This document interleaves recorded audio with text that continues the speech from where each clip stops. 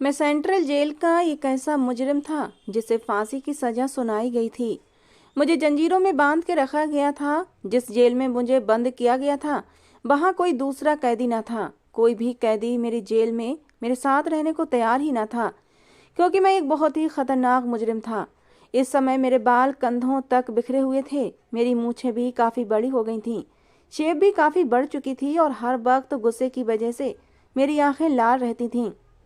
मेरा कद 6 फीट से भी ऊंचा था और मेरी सेहत तो देखने लायक थी। मुझ में इतनी ताकत थी कि मैं 10 मर्दों को एक बार में ही पटक सकता था, उनकी जान ले सकता था। मुझसे जेल के कैदी तो कैदी रहे, जेलर तक थर थर कांपते थे। मुझे पता था कि 1 महीने के बाद मैं फांसी के तख्ते पर लटका दिया जाऊंगा, लेकिन मैं नहीं जानता था कि उससे पहले मेरे साथ ऐसा हादसा भी हो सकता है। सर्दियों की रातें थीं, लेकिन मेरे अंदर तो जैसे आग सी भड़क रही थी। खून जमा देने वाली सर्दी में भी मैं मौसम से बेपरवाह अपनी कैदी वर्दी की शर्ट उतारे अपनी जेल में चक्कर पर चक्कर काट रहा था। अभी कुछ देर पहले जो बात मुझसे इंस्पेक्टर ने कही थी, मेरा दिमाग उसको स्वीकार ही नहीं कर पा रहा था। मुझे लग रहा था कि जो मैंने सुना वो गलत सुना है। भला ऐसी बात कोई कर भी कैसे सकता है, और वो भी एक मुजरिम के साथ। शायद उस औरत का दिमाग खराब हो गया है। मैंने कभी उस औरत को देखा नहीं था, ना मैं जानता था कि वो कौन है और क्यों मेरे साथ ऐसा काम करना चाहती थी। मैं जिस कदर इस बारे में सोच रहा था उतना ही उलझता जा रहा था। लगातार कई घंटे से मैं अपनी छोटी सी जेल के अंदर बेचैनी से चक्कर पर चक्कर काट रहा था। इस ठंडे मौसम में जमा देने वाली सर्दी में बिना शर्ट पहने मैं पसीने से भीगा हुआ था।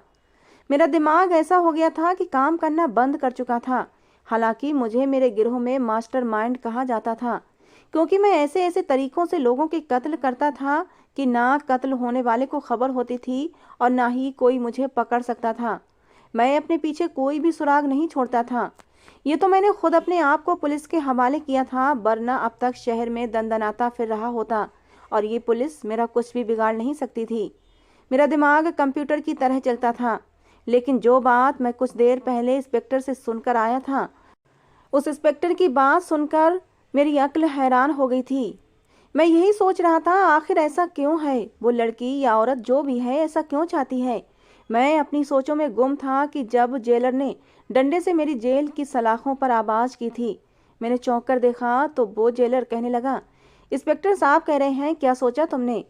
मैं पहले ही परेशान था, उस जेलर की बात करने के अंदाज ने मेरे शब्द जरा तेज कर दिए थे। मैंने कहा, एक बार मैं उस लड़की से मिलना चाहता हूँ।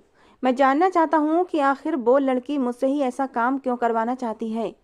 जेलर ने मुझे देखा, फिर अपनी जेब से सिगरेट निकाल कर मेरी तरफ बढ़ाई। सिगरेट का मैं बहुत शौकीन था, इसलिए मैंने हाथ बढ़ाकर सिगरेट ले ली और मुंह में दबा ली। उस जेलर ने लाइटर से मेरी सिगरेट जलाई और एक सिगरेट और जलाकर अपने मुंह में रख ली। कहने लगा, मरने से पहले तुझे ये बड़ा ही खूबसूरत मौका मिल रहा है, कमबख्त, क्यों इसे गंवाना चाहता है कि वो कौन है कौन नहीं? अरे ऐश कर ऐश, नेकी का काम है, नेकी कर और ऐश के ऐश। अरे जब तुम उस इंस्पेक्टर की बीबी को देखोगे तो अपने होश खो बैठोगे। उसकी बात सुनकर मुझे बहुत गुस्सा आया था। मैंने वही जलता हुआ सिगरेट खींच के उस जेलर के मुंह पर मारा था। वो कुछ घबराकर पीछे हटा था। उसके पीछे हटने से वो सिगरेट जमीन पर जाकर गिरी थी। जेलर गुस्से से मुझे देखने लगा और बोला, ये क्या बदतमीजी है? मैं वैसे भी किसी से नहीं डरता था और बेखौफ टाइप का आदमी था। मैंने कहा कि देखो, मैं मानता हूँ कि मैं कातिल हूँ। मुझे फांसी की सजा हो चुकी है। मुझे पता है कि मैं मरने वाला हूँ। मेरे पास सिर्फ 1 ही महीना है, लेकिन मुझे मौत का कोई डर नहीं। डर नाम का शब्द तो मैं अपनी ज़िंदगी से बहुत पहले ही निकाल चुका हूँ। लेकिन ये भी सच है कि मैंने आज तक कभी किसी औरत को बुरी नज़र से नहीं देखा था। मैंने उस जेलर से गुस्से से कहा कि अगर मेरे सामने तुमने किसी भी औरत के बारे में ऐसी बकवास की तो मैं मरने से पहले एक कत्ल तुम्हारा कर दूंगा। जिन तेज गजबनाक शब्दों से मैंने उस जेलर से ये कहा था, वो जेलर मेरी बात सुनकर बुरी तरह से घबरा गया था और फौरन वहां से रफू चक्कर हो गया। मैंने जेल का एक कोना संभाल लिया। नींद भी आ रही थी, लेकिन सुबह मुझे उस इंस्पेक्टर को जवाब भी देना था। मैं सोच चुका था कि मैं इस बात से इनकार कर दूंगा, लेकिन मुझे तो उस औरत की अकल पर हैरत थी। इसलिए एक बार मैं उससे मिलना चाहता था। मैं उसे देखना चाहता था, आखिर वो क्यों चाहती है कि मैं उसके साथ ये काम करूं। लेकिन मैं ये भी सोच चुका था कि मैं इस बात से इनकार कर दूंगा। मैं ये काम नहीं कर सकता। अगले दिन जब उस पुलिस इंस्पेक्टर ने मुझे अपने पास बुलाया तो 2 पुलिस हवलदार के साथ मैं उस इंस्पेक्टर के ऑफिस में गया था। वो सामने कुर्सी पर बैठा था, काफ़ी परेशान था। मुझे देखकर पूछने लगा, क्या सोचा तुमने? मैंने कहा, मुझे उस लड़की से मुलाकात करनी है, उससे मैं कुछ पूछना चाहता हूँ, तभी मैं अपना फैसला सुनाऊंगा। ये सुनकर इंस्पेक्टर गुस्से से मुझे घूरने लगा। कहने लगा कि फैसला तो हो चुका है, जो मैंने कहा है तुम्हें वो हर हाल में करना पड़ेगा। पूरी जिंदगी तुमने गुनाहों में गुजार दी है, मरने से पहले एक अच्छा काम कर लो। मैंने कहा कि मैंने आज तक किसी के फैसले पर सर नहीं झुकाया और ये आप भी अच्छी तरह जानते हैं। अगर आज मैं जेल में मौजूद हूँ तो ये भी मेरा अपना फैसला था, इसलिए फैसला मैं उस समय करूँगा जब वो लड़की मुझसे मुलाकात करेगी। मैं उससे पूछूंगा कि आखिर वो मेरे साथ ही ऐसा क्यों करना चाहती है। जानना चाहता हूँ कि वो एक ऐसे मुजरिम के साथ जिसने ना जाने कितने कत्ल किए हैं और 1 महीने बाद फांसी की सज़ा भी सुन चुका है, उसके साथ ही क्यों वो रात गुजारना चाहती है। मैं ये भी नहीं सोच सकता था कि ये पुलिस वालों की चाल होगी, ये मुझसे कोई राज उगलवाना चाहते हैं, क्योंकि मैं तो अपने हर जुर्म को खुद ही स्वीकार कर चुका था, सज़ा भी सुन चुका था।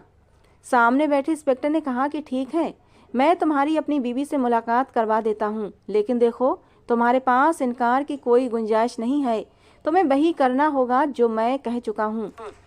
इतना कहने के बाद उसने दोनों हवलदारों से कहा कि इसे वापस जेल में बंद कर दो। जब तक मैं उस लड़की या फिर औरत से मिल न लेता, मेरी बेचैनी वैसी की वैसी बनी रहनी थी। कुछ घंटे के इंतजार के बाद 2 लेडीज कांस्टेबल के साथ एक लड़की मेरे जेल में आई थी। उस लड़की को देखकर तो मैं अपनी आंखें झपकाना भूल गया था। वो बेहद हसीन और कम उम्र लड़की थी। उसकी उम्र ज़्यादा नहीं थी, यही कोई 23-24 साल की थी। उसे देखकर तो मेरे अंदर और भी बहुत से सवाल सर उठाने लगे थे। ये कम उम्र नाजुक सी लड़की कैसे मेरे जुनून को अपने बदन पर सह सकती है। मुझे उस लड़की की अक्ल पर शक होने लगा। मुझे देखकर तो खतरनाक से खतरनाक मुजरिम तक डर जाते थे। और ये लड़की, ये नाजुक सी लड़की मेरे साथ हलाला करना चाहती थी, 1 महीने मेरी संगत में रहना चाहती थी। मैंने आज तक शादी इसीलिए नहीं की थी कि मैं जानता था कोई भी औरत मेरे जुनून को सह नहीं पाएगी। वो लड़की शायद बहुत रोकर आई थी, क्योंकि उसकी आंखें सूजी हुई थीं। वो मेरी जेल के अंदर दाखिल हो गई। वो दोनों पुलिस वाली हवलदार भी अंदर आने लगीं, तो मैंने उन्हें मना कर दिया। मैंने कहा, मुझे इस लड़की से अकेले में बात करनी है। तुम लोग चाहो तो जेल को बाहर से ताला लगाकर चली जाओ। वो दोनों वहाँ से चली गईं। जेल के अंदर रखी कुर्सी पर वो लड़की बैठ चुकी थी, लेकिन उसकी नज़रें झुकी हुई थीं। अब तक उसने मेरी तरफ भी नहीं देखा था। मैंने गुस्से से उसे पुकारा। मैंने कहा, सुनो, तुम मुझसे हलाला क्यों करना चाहती हो? मेरे सवाल पर भी वो गुमसुम ही बैठी रही। मैं उसके पास गया। मैंने कहा, मैंने कुछ पूछा है तुमसे, तुम मेरी बात का जवाब क्यों नहीं दे रही हो? मुझसे हलाला क्यों करवाना चाहती हो? वो लड़की बहुत ही उदास शब्दों में कहने लगी, आपको ऐतराज किस बात पर है? हालांकि उसने अपनी नज़रें अभी तक नहीं उठाई थीं। शायद उसकी आंखों में आंसू भरे हुए थे, जिन्हें वो मुझे दिखाना नहीं चाहती थी। मैंने कहा, तुम मेरे बारे में शायद ठीक से जानती नहीं हो। वो कहने लगी, मैं सब जानती हूँ। मैंने कहा, मैं तुम्हारे साथ हलाला नहीं कर सकता। मेरी बात सुनकर अचानक से उसने मेरी तरफ देखा था। आंखों से आंसू लुढ़क कर उसके गालों पर आ गए थे। कहने लगी, क्यों? उसके सवाल पर मैंने कहा कि क्यों भरी जवानी में मरना चाहती हो? मेरे जुनून को तुम सह नहीं सकती। मेरी बात सुनकर एकदम उसका चेहरा फीका सा पड़ गया था, लेकिन फिर भी वो यही कहने लगी कि मैं तुमसे शादी करना चाहती हूँ, तुमसे हलाला करवाना चाहती हूँ। मैंने कहा, सोच लो, मैंने आज तक किसी पर दया नहीं दिखाई है, बहुत कत्ल किए हैं, मुझसे रहम की उम्मीद भी मत करना, सोच समझ कर फैसला करना। हालांकि मेरा इरादा उस लड़की को इनकार करने का था, लेकिन उसे देखकर ना जाने क्यों मैं उसे इनकार न कर सका। वो अपने हुस्न में अपनी मिसाल आप रखती थी, इसलिए मेरा दिल उसे देखकर बेईमान हुआ था। फिर जब वो खुद राजी थी तो मैं कैसे पीछे हट जाता। मैंने कहा, ठीक है, जब तुम्हें इस बात पर कोई ऐतराज नहीं तो मुझे क्या फ़र्क पड़ता है। खैर, अगले दिन मुझे जेल से बाहर निकाला गया और बाहर पुलिस जीप में बिठाकर एक घर पर ले जाया गया, जहां मेरे बालों को कटवाया गया, मेरी शेप कराई गई, मेरा हुलिया ठीक ठाक कराया गया। शाम को उस लड़की से मेरा निकाह करा दिया गया था। पहली बार मैं एक अजीब सी उलझन का शिकार हुआ था। अभी तक मेरे दिमाग में यही सवाल कुलबुला रहा था कि आखिर मैं ही क्यों, उस लड़की को मैं ही क्यों मिला था हलाले के लिए। खैर, इसी घर के कमरे में वो लड़की दुल्हन बनी बैठी हुई थी। वो एक छोटा सा मकान था जहाँ पुलिस का भारी बल तैनात था ताकि मैं कहीं भाग ना सकूं। मेरे और उस लड़की के अलावा उस घर में अब कोई नहीं था। मैं उस कमरे में दाखिल हुआ तो वो लड़की दुल्हन बनी बैठी थी। मैं सोच भी नहीं सकता था कि फांसी से 1 महीने पहले मेरी शादी भी हो सकती है। मैं कमरे में दाखिल हुआ, दरवाज़ा बंद किया और उस लड़की के पास जाकर बैठ गया। हालांकि वो बहुत ही सादगी से तैयार हुई थी, लेकिन इस सादगी में भी वो आफत ढा रही थी। उस वक्त कुछ डरी सहमी भी लग रही थी। पहली बार मुझे ये लगा कि मेरे सीने में भी दिल है जो धड़कना जानता है। ये पहला मौका था कि मैं एक लड़की के सामने उसके शौहर की हैसियत से बैठा था। मैंने आज तक 3 औरतों का कत्ल किया था, चोरी डकैती भी की थी, काफ़ी नौजवानों को भी जान से मारा था, बस कभी किसी से प्यार नहीं किया था। इसीलिए समझ नहीं पा रहा था कि क्या करूं और क्या ना करूं। मैंने उस लड़की का हाथ थामा और उससे यही पूछा कि तुमने हलाले के लिए मुझे क्यों चुना। वो लड़की कहने लगी, मैं आपको अभी वजह नहीं बता सकती, लेकिन देखो मैं बाद में बता दूंगी। मैंने कहा, हलाला क्यों करवाना चाहती हो? जिस आदमी ने एक बार तुम्हें छोड़ते हुए नहीं सोचा, वो क्या हलाले के बाद तुम्हें दोबारा नहीं छोड़ देगा? वो कहने लगी, ये आपकी समस्या नहीं है। मुझे उसकी इस बात पर गुस्सा सा आने लगा था। वैसे भी मैं गुस्से का बहुत तेज था, मुझे खुद पर कंट्रोल ही नहीं रहता था।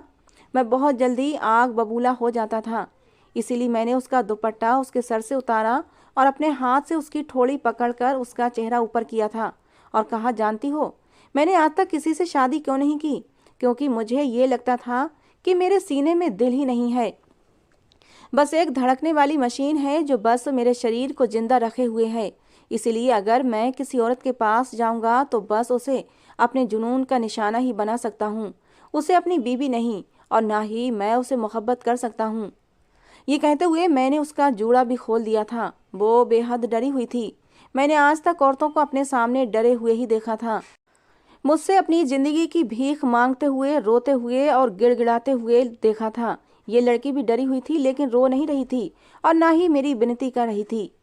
मैंने साइड टेबल का लैंप बुझाना चाहा तो उस लड़की ने मना कर दिया। कहने लगी, रहने दो, मुझे अंधेरे से डर लगता है। लेकिन मैं नहीं जानता था कि लैंप की मध्यम सी रोशनी मेरे लिए उस रात को अजाब बनाकर रख देगी। सुबह मैं उठा तो अपना सर पकड़े बैठा था। मुझे लग रहा था जो जिंदगी मैंने अब तक जी है वो इतनी दर्दनाक ना थी जितनी ये रात थी।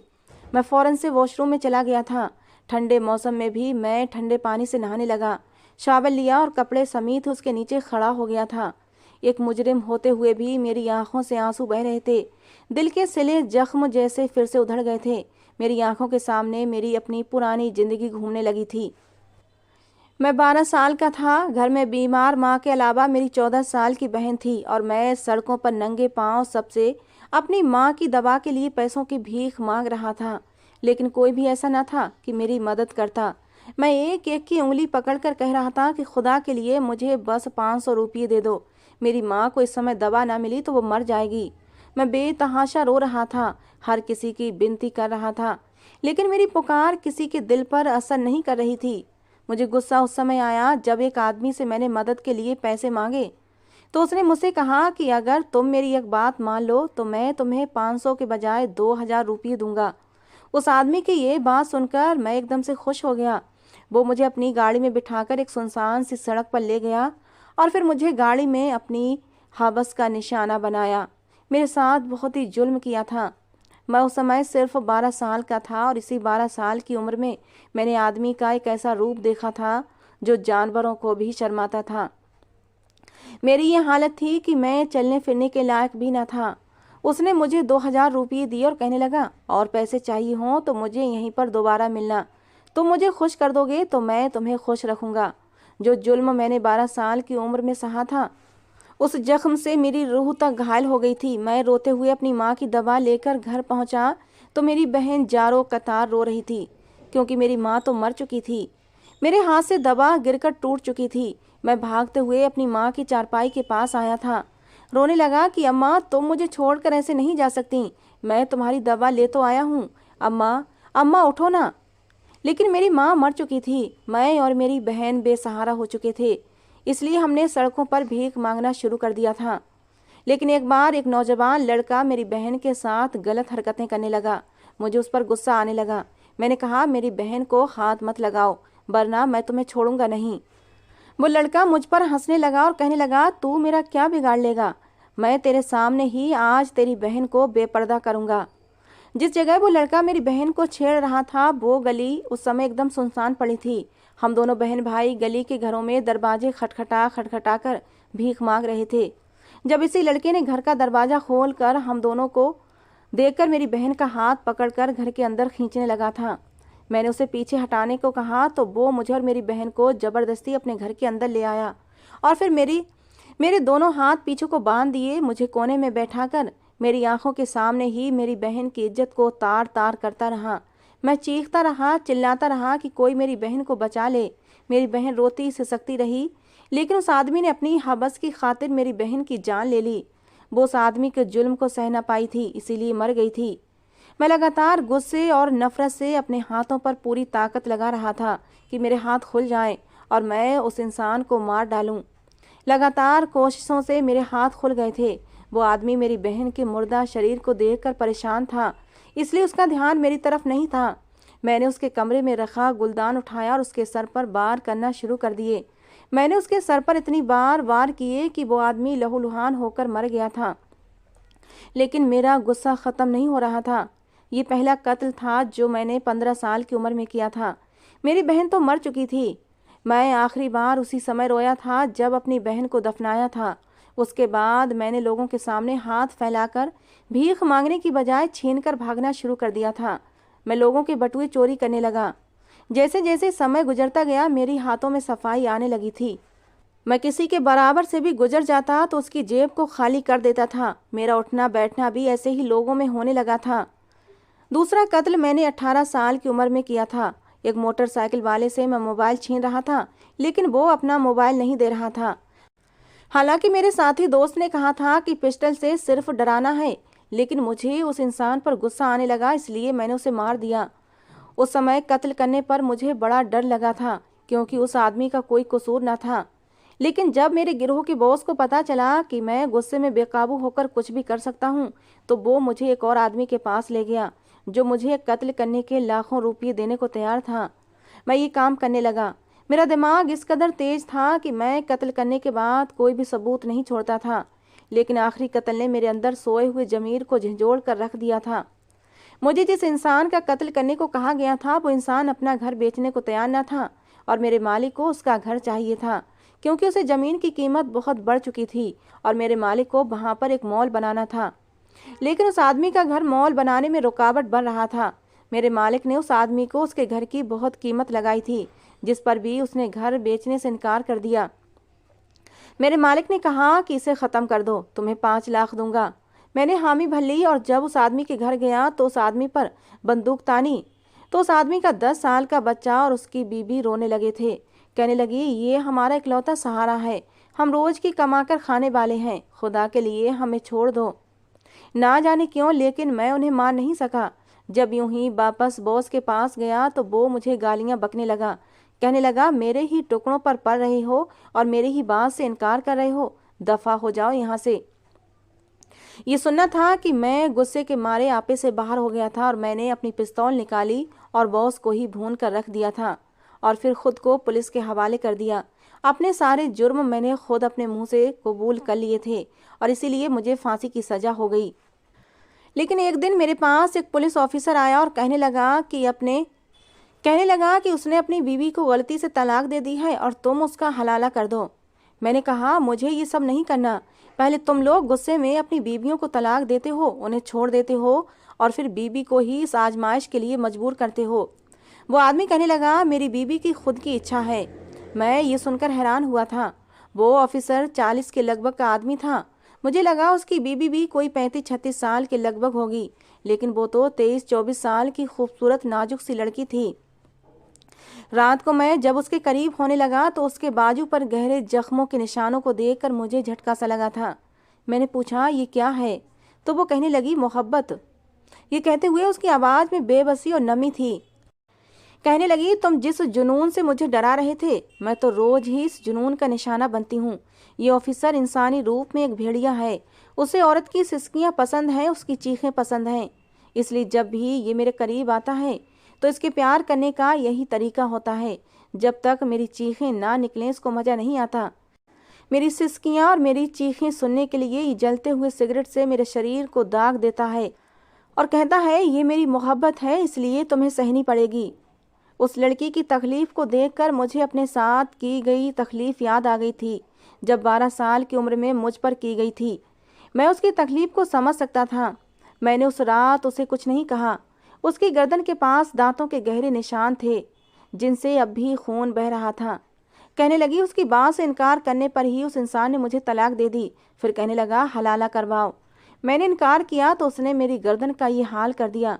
कहने लगा तुम्हें अब मैं ऐसे मुजरिम के सामने डालूंगा जिससे हमारा पूरा पुलिस डिपार्टमेंट डरता है। उससे तुम्हारा हलाला कराऊंगा, तब तुम्हें पता चलेगा कि जुनून क्या होता है। अगर तुमने इनकार किया तो देखो मैं तुम्हारा क्या हाल करता हूँ। सुबह होते ही वही ऑफिसर घर में दाखिल हुआ।